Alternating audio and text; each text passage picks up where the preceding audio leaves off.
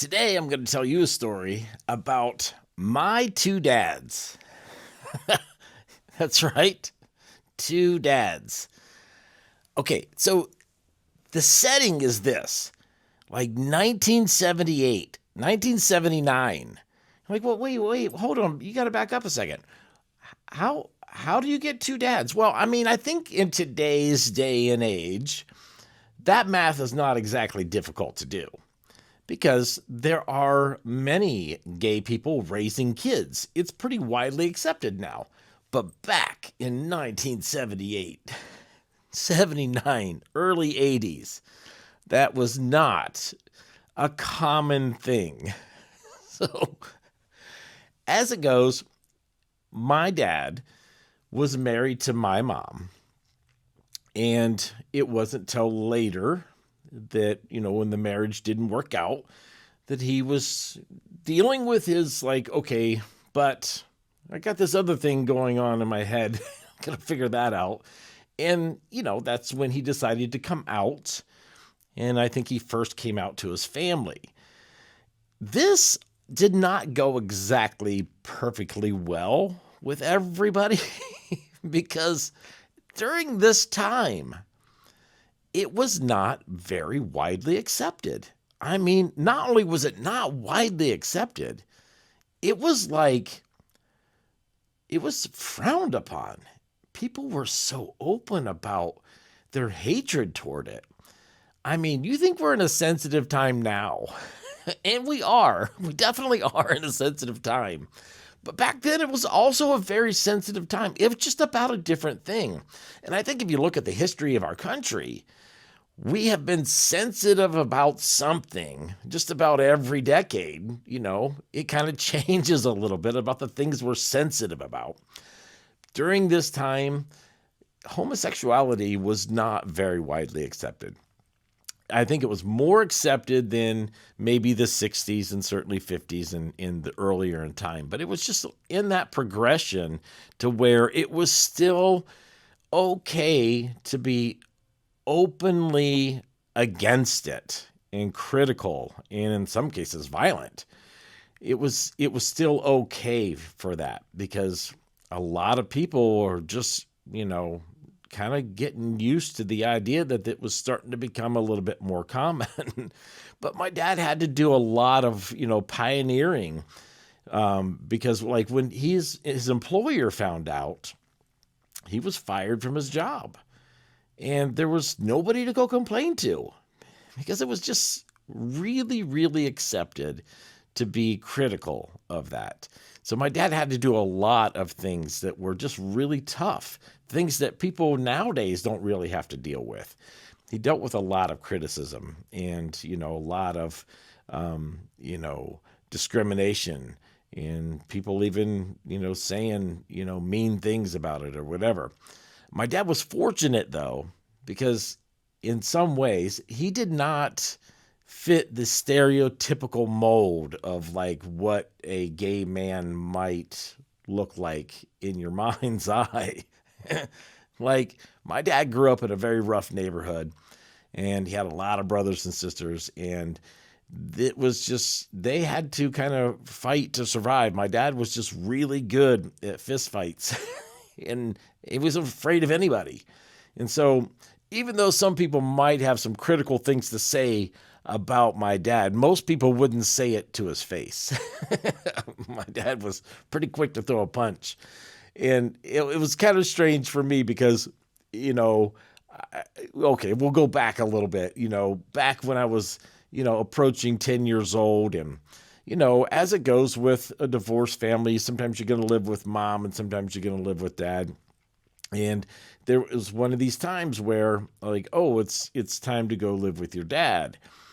We did not know that my dad was gay. In fact, I did not know what gay was. I don't think I'd even heard of it at 10 years old. It was just like something it was real foreign to me. So the funny part about all this is that we're in Michigan with my mother, and then we're going to now transition to live with my dad. And everybody, all the adults knew, of course, but we didn't know So my dad was living in a 2-bedroom townhouse.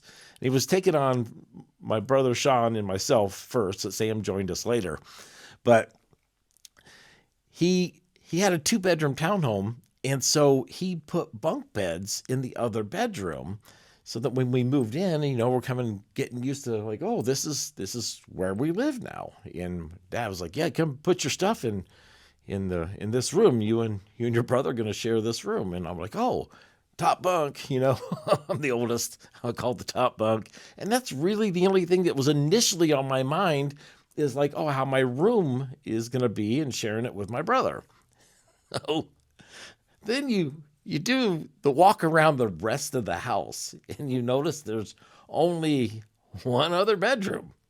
And so my dad had a partner, his partner Biz. And I gotta say, let me just say this right up front: Biz is amazing. There's nobody on this planet that doesn't think Biz is amazing.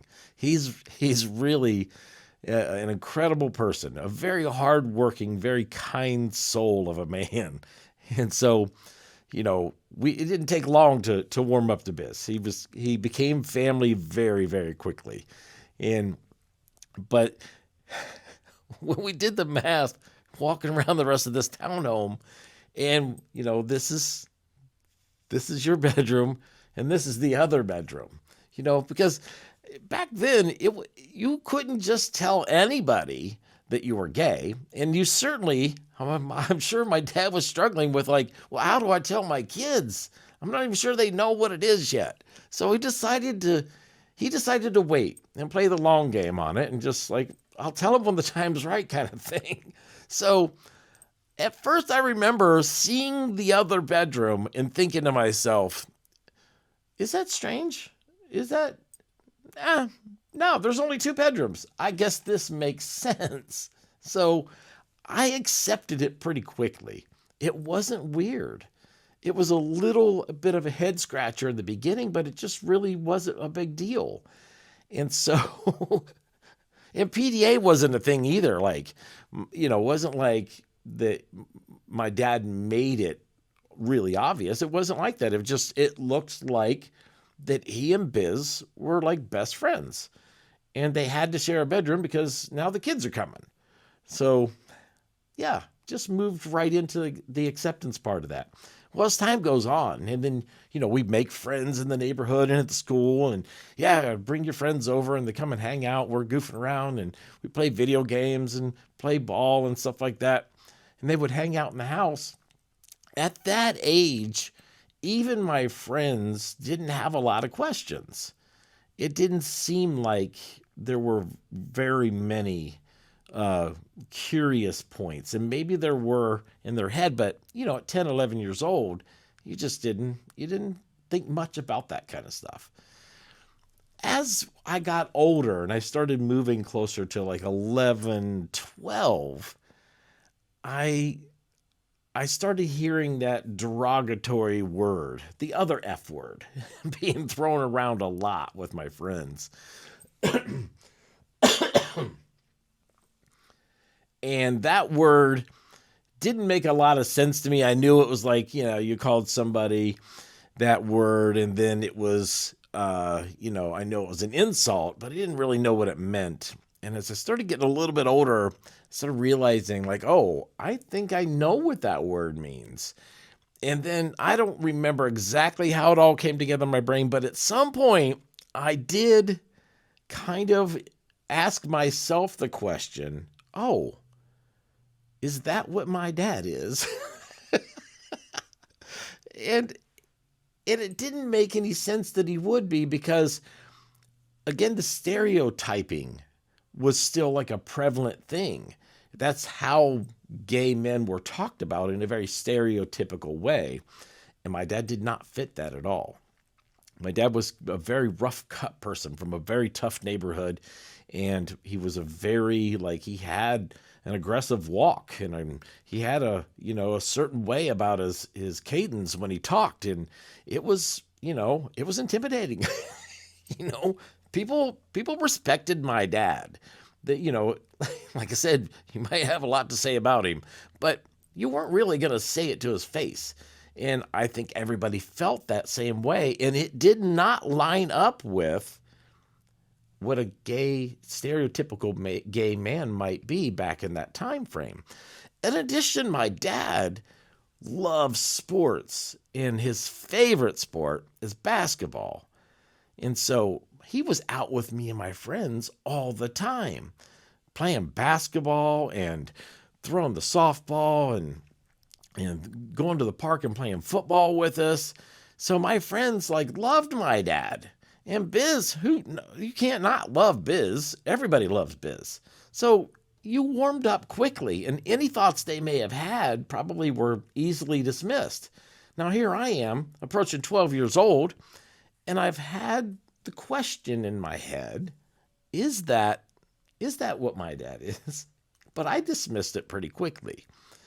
Well, my dad would always had a plan to move us out of that townhouse and get us into a real home where we had more space. And he eventually did find a home. It was just a few blocks away. And I remember my dad, after he closed on the home, he comes to us kids and he was like, "Hey, I bought the house. I want to show you guys." And I'm like, "Oh, we're excited. Yay." So he takes us down to the house and he gives us the grand tour. And as we're going through this tour, I'm counting bedrooms, and there were quite a few. I'm like, a bedroom here, and a bedroom here, an attic space there, and a bedroom there. And I'm like, wow. I was like, yeah. So I just ask, as a 12-year-old boy might do, "Hey, Dad, now that we have all these bedrooms, you and Biz can have your own room." And you can see the struggle. I remember now the struggle on his face. Like, oh boy, how do I tell my 12-year-old son? And it didn't seem like the right timing for him. And I guess it would make sense. Who knows how you're going to handle these situations until you're in them? This is his first time navigating. He doesn't know, So he did what he thought was best. And he just said, "Well, David, it's been this way for so long. We'll probably just leave it this way." And that was the moment for me. That was the moment where I was like, oh, my dad's gay. It hit me. I'm like, there's no way he's not now. I mean, why wouldn't you want your own bedroom? I mean, that's like, yeah, why would you not want that? And there's only one reason. I'm like, oh boy, okay, this is real. No, I never said anything to him in that moment. And I don't know how much more time passed, but not much. And it became something that was just commonly talked about within our home. And he did tell us, look, we live in a time where this is a very judged lifestyle. And so it's probably best that you don't just tell people. I'm not asking you to lie about it, but you don't necessarily have to put it out there as the first thing you tell people. And so, yeah, that was an easy thing to do. And because, it could be very controversial. And of course, you hear your friends talking all the time, and, you hear all the derogatory words, and you think, yeah, it's probably best you don't say anything. But my friends, like I said, loved my house. They loved my home. And, I had two brothers, and we eventually were all living there. We all had our friends. And my dad had a whole lot of friends, an entire softball team that was just coming over all the time and playing cards and cookouts. And it was a very Kool-Aid house, if you will, where everybody was just hanging out all the time. And when you love everybody in the house, and my friends loved my dad, and they would come over sometimes and strike up a conversation with my dad about sports or whatever, and wouldn't even acknowledge that I was there, and then, yeah, let's go play basketball. And that was just how things were. It was so accepted. My friends, they probably did the math. I talked to a lot of them later in life, and, they would tell me, yeah, it seemed like, yeah, that was probably the case, but your dad's so awesome. I didn't care. And then other people were like, no, yeah, we all knew. I'm like, you did? Oh, yeah, everybody knew. But nobody talked about it around us. So, like, but people talked about it, as you imagine that people would. It's a topic, it's interesting enough. And so people discussed it.